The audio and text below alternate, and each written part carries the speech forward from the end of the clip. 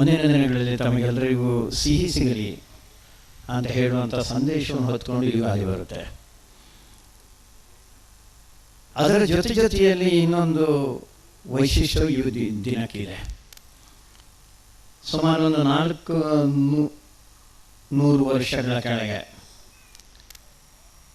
ಈ ದೇಶದಲ್ಲೊಬ್ಬ ಮಹಾ ಪುರುಷ ಜನಿಸಿದ. ಅವನ ಹೆಸರು ಶಿವಾಜಿ ಅಂತ. ಆ ಶಿವಾಜಿ ಮಹಾರಾಜರು ಜನಿಸಿದ ಸಂದರ್ಭದಲ್ಲಿ ಎಲ್ಲ ಕಡೆಯಲ್ಲಿ ಕತ್ತಲೆ. ಪೂರ್ತಿ ನಮ್ಮ ದೇಶ ಮುಸಲ್ಮಾನರಿಂದ ಆವೃತವಾಗಿತ್ತು.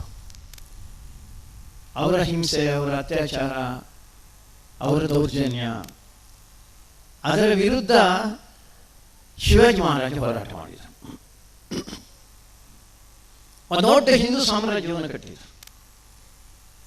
ಏನು ಇರಲಿಲ್ಲ, ಹಣ ಇರಲಿಲ್ಲ, ಸುತ್ತಮುತ್ತಲು ಯಾರೋ ರಾಜ ಮಹಾರಾಜರ ಸಹಕಾರ ಇರಲಿಲ್ಲ. ಆದರೂ ತನ್ನದೇ ಒಂದು ಶಕ್ತಿಯ ಆಧಾರದ ಮೇಲೆ ಒಂದು ಪ್ರಬಲವಾದಂಥ ಹಿಂದೂ ಸಂಘಟನೆಯನ್ನು ಕಟ್ಟಿ ಈ ದೇಶವನ್ನು ಮತ್ತೊಮ್ಮೆ ಉಳಿಸುವಂಥ ಒಂದು ಪುಣ್ಯ ಪ್ರಸಂಗವಾದಂಥ ಕೆಲಸವನ್ನು ಅವರು ಮಾಡಿದರು. ಅದಕ್ಕೋಸ್ಕರನೇ ಅವರು ತೀರಿ ಹೋದ ಮೇಲೆ ಒಬ್ಬ ಕವಿ ಬರೆದ, ಅಕಸ್ಮಾತ್ ಶಿವಾಜಿ ಮಹಾರಾಜರು ಜನಿಸದೇ ಇದ್ದಿದ್ದರೆ, ಹುಟ್ಟದೇ ಇದ್ದಿದ್ದರೆ ಏನಾಗ್ತಿತ್ತು ಅಂತ ಕೇಳಿದರೆ ನಮಗೆಲ್ಲರಿಗೂ ಸುನ್ನತ್ ಆಗ್ತಾ ಇತ್ತು, ನಮ್ಮ ಹೆಣ್ಣು ಮಕ್ಕಳಿಗೆ ಬುರ್ಕಾ ಬರ್ತಾ ಇತ್ತು ಅಂತ. ಇದು 400 ವರ್ಷಗಳ ಕೆಳಗೆ, 4 ಶತಮಾನಗಳ ಕೆಳಗೆ.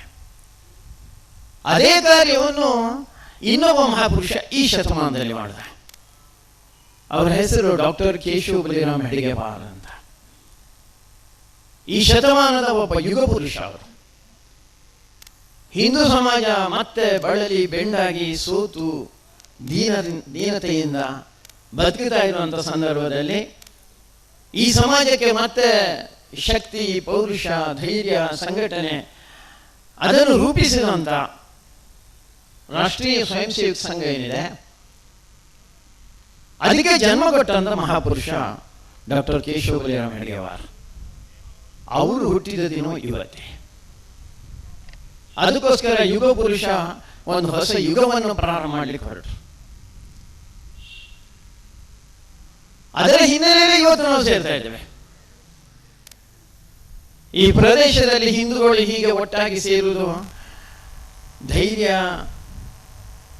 ಪರಾಕ್ರಮ ಇಲ್ಲದೆ ಸೇರ್ಲಿಕ್ಕೆ ಸಾಧ್ಯ ಇಲ್ಲ. ಹಿಂದೂ ಸಮಾಜೋತ್ಸವವನ್ನು ಮಾಡಬೇಕಾದ್ರೆ ನಾನೀಗ ಕೇಳಿದೆ, ಈ ಜಾಗ ಸಿಗಬೇಕಾದ್ರೆ 2 ದಿವಸದ ಹಿಂದಿನವರೆಗೂ ಅವಕಾಶ ಸಿಕ್ಕಿರಲಿಲ್ಲ ಅಂತ. ಹಿಂದೂಗಳದೇ ಸರ್ಕಾರ, ಆದರೆ ಹಿಂದೂ ವಿರೋಧಿ ನೀತಿಯನ್ನು ಕಳೆದ 10 ದಶಕಗಳಿಂದ ಮಾಡಿಕೊಂಡು ಬಂದಂಥ ಸರ್ಕಾರ ಇದು. ನಾನು ಪೊಲೀಸರ ಬಗ್ಗೆ ಮಾತಾಡ್ತಾ ಇಲ್ಲ. ಅನೇಕ ಜನ ಪೊಲೀಸರು ಒಳ್ಳೆಯವರಿದ್ದಾರೆ, ಆದರೆ ಪೊಲೀಸರಿಗೂ ಅನಿವಾರ್ಯ. ಯಾರೋ ಮೇಲಿಂದ ಜುಟ್ಟು ಹಿಡಿದಾಗ ಇವರು ಏನು ಮಾಡ್ಲಿಕ್ಕೆ ಆಗಲ್ಲ. ಹಿಂದೂ ಸಮಾಜೋತ್ಸವ ಅಂದ್ರೆ ಅಷ್ಟು ಭಯ ಯಾಕೆ? ಹಿಂದೂ ಸಮಾಜ ಅಂದ್ರೆ ಅನೇಕರಿಗೆ ಒಂದು ರೀತಿ ತೂರಿಕೆ, ಎಲರ್ಜಿ. ಹಿಂದೂ ಸಮಾಜದ ಬಗ್ಗೆ ಕಳೆದ 200-250 ವರ್ಷಗಳಿಂದ ಕೆಟ್ಟದನ್ನೇ ಮಾತಾಡ್ತಾ ಬಂದ್ರು, ಕೆಟ್ಟದನ್ನೇ ಮಾತಾಡ್ತಾ, ಸುಳ್ಳೇನೆ ಹೇಳ್ತಾ ಬಂದ್ರು. ಹಿಂದೂ ಅಂದ್ರೆ ಅವೊಬ್ಬ ಕೋಮುವಾದಿ, ಅವೊಬ್ಬ ಪ್ರಗತಿ ವಿರೋಧಿ, ಅವನೊಬ್ಬ ಮುಸಲ್ಮಾನ್ ಕ್ರಿಶ್ಚಿಯನ್ರಿಗೆಲ್ಲ ಹೊಡಿತಾ ಇದೆ, ಗಲಾಟೆ ಮಾಡ್ತಾ ಕೋಮು ದ್ವೇಷವನ್ನು ನಿರ್ಮಾಣ ಮಾಡುವಂಥವನು. ಇದನ್ನು ಅವ್ರು ಹೇಳ್ತಾನೆ ಬಂದರು. ಇದರ ಪರಿಣಾಮ ಹಿಂದೂ ಸಮಾಜ ಒಂದು ರೀತಿ ಭಯಗ್ರಸ್ತ ಆಯಿತು. ಹಿಂದೂಗಳಿಗೆ ತಾವು ಹಿಂದೂಗಳು ಅಂತ ಹೇಳುವಂಥ ಧೈರ್ಯ ಬರಲಿಲ್ಲ. ಇವತ್ತು ನೋಡಿ, ಅನೇಕ ಜನ ಮನೆಯಿಂದ ತಮ್ಮ ಹೆಣ್ಣು ಮಕ್ಕಳು ಕಾಲೇಜಿಗೆ ಅಥವಾ ಶಾಲೆಗೆ ಅಥವಾ ಪೇಟೆಗೆ, ಸಂತೆಗೆ ಏನಾದ್ರು ಹೋಗಿದ್ದಿದ್ರೆ ಅಮ್ಮ ಹೇಳ್ತಾಳೆ, ರಾತ್ರಿ ಆಗೋದ್ರೂ ಮೊದಲು ಬಂದ್ಬಿಡಮ್ಮ. ರಾತ್ರಿ ಆದ ಮೇಲೆ ರಸ್ತೆಯಲ್ಲಿ ತಿರುಗಾಡೋ ಹಾಗಿಲ್ಲ ನಾವು. ಅದೇ ಅಲ್ಪಸಂಖ್ಯಾತರು ಎಷ್ಟೊತ್ತು ಬೇಕಾದ್ರೂ ತಿರುಗಾಡ್ಬೋದು, ರಾತ್ರಿ ಎಷ್ಟೊತ್ತು ಬಸ್ ಮೇಲೆ ಬರ್ಬೋದು. ಈ ದೇಶದಲ್ಲಿ ಸ್ವತಂತ್ರರು ಯಾರು ಅಂತ ಕೇಳಿದ್ರೆ, ಈ ದೇಶದಲ್ಲಿ ಸಾವಿರ ವರ್ಷಗಳಿಂದ ಈ ದೇಶವನ್ನು ಜಗತ್ ಪ್ರಸಿದ್ಧ ಮಾಡಿದಂತ ಹಿಂದೂ ಸಮಾಜ ಅಲ್ಲ. ಆದರೆ ಯಾರೋ ಬಂದು ಒಂದಷ್ಟು ಜನ ಇಲ್ಲಿ ಗಲಾಟೆ ಮಾಡಿದ್ರು, ದೊಂಬಿ ಮಾಡಿದ್ರು, ಮತಾಂತರ ಮಾಡಿದ್ರು. ಅಂತ ಜನ ಇವತ್ತು ನಮ್ಮ ನಾಡುವಂತ ಪ್ರಸಂಗ ಬಂದ್ಬಿಟ್ಟಿದೆ. ಈ ದೇಶ ಹಾಗಿರ್ಬೇಕಾ?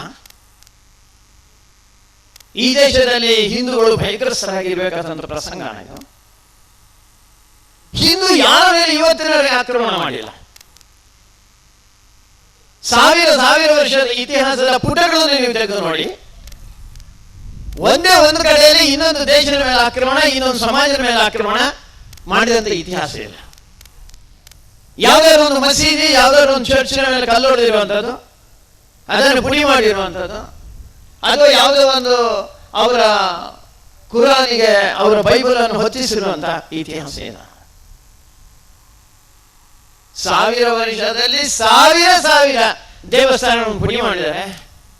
ನಮ್ಮ ಭಕ್ತಿಯ ಆರಾಧನೆಯ ಮೂರ್ತಿಗಳನ್ನು ಪುಡಿ ಮಾಡಿದ್ದಾರೆ. ನಾವೇನು ಮಾಡಿಲ್ಲ. ಯಾರಿಗೆ ಬೇಕಾದ್ರೆ ಯಾವ ದೇವರನ್ನು ಪೂಜೆ ಮಾಡಲಿಕ್ಕೆ ಅವಕಾಶ ಕೊಟ್ಟಿರುವಂತ ಒಂದೇ ಒಂದು ದೇಶ ಜಗತ್ತಿನಲ್ಲಿದ್ರೆ ಅದು ಭಾರತ ಮಾತ್ರ. ಹಿಂದೂ ಸಮಾಜ ಅದನ್ನೇ ಮಾಡ್ತಾರೆ. ಹಿಂದೂ ಸಮಾಜ ಯಾವುದೋ ಒಂದು ದೇವರನ್ನು ಪೂಜೆ ಮಾಡಬೇಕು ಅಂತ ಹೇಳ್ತಾ, ಒಂದೇ ದೇವರನ್ನು ಪೂಜೆ ಮಾಡಬೇಕು ಅಂತ ಹೇಳ್ತಾ ಹೇಳಿಲ್ಲ. ಯಾವ ದೇವರನ್ನು ಬೇಕಾದ್ರೆ ಪೂಜೆ ಮಾಡುವುದು ನೀನು? ನಮಗೆ ಸ್ವಾತಂತ್ರ್ಯ ಬಂದಾಗ ಕೋಟಿ ದೇವತೆಗಳು, 37 ಕೋಟಿ ದೇವತೆಗಳು ಅಂತ ಹೇಳ್ತಾ ಇದ್ರು. ಇವತ್ತು ತೆಗೆದ್ರೆ 120 ಕೋಟಿ ದೇವತೆಗಳಿರ್ಬೋದು. ದೇವರು ಒಬ್ಬನೇ, ನಮಗೆಲ್ಲರಿಗೂ ಗೊತ್ತು. ನಮಗೆ ಯಾರು ಪಾಠ ಮಾಡಬೇಕಾದಿಲ್ಲ.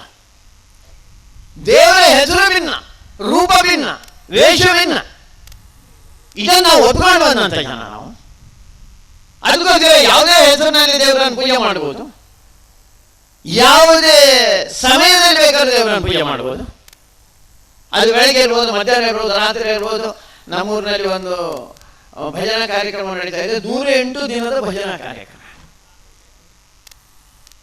ದಿನದ 24 ಗಂಟೆ 11 ಗಂಟೆ 60 ನಿಮಿಷ 11 ನಿಮಿಷದ 60 ಸೆಕೆಂಡು ಯಾವ ಹೊತ್ತಿನಲ್ಲಿ ಬೇಕಾದ್ರೆ ದೇವರನ್ನು ಪೂಜೆ ಮಾಡುವುದು, ಯಾವ ಕಡೆಗೆ ಮುಖ ಮಾಡಿ ಕೂಡ ದೇವರನ್ನು ಪೂಜೆ ಮಾಡುವುದು. ಎಷ್ಟು ವಿಷಯ ನೋಡಿ ನಾವು. ಯಾವುದೋ ಒಂದು ದೇವರನ್ನು ಪೂಜೆ ಮಾಡಬೇಕು, ಒಂದೇ ದಿನ ಪೂಜೆ ಮಾಡಬೇಕು. ಶುಕ್ರವಾರ ಮಧ್ಯಾಹ್ನ 12:30 ಗಂಟೆಗೆ ಪಶ್ಚಿಮಕ್ಕೆ ಮುಖ ಮಾಡಿ ತಲೆಯನ್ನು ನೆಲಕ್ಕೆ ಮುಟ್ಟಿಸಿ ಅಲ್ಲಾಹು ಅಕ್ಬರ್ ಅಂದ್ರೆ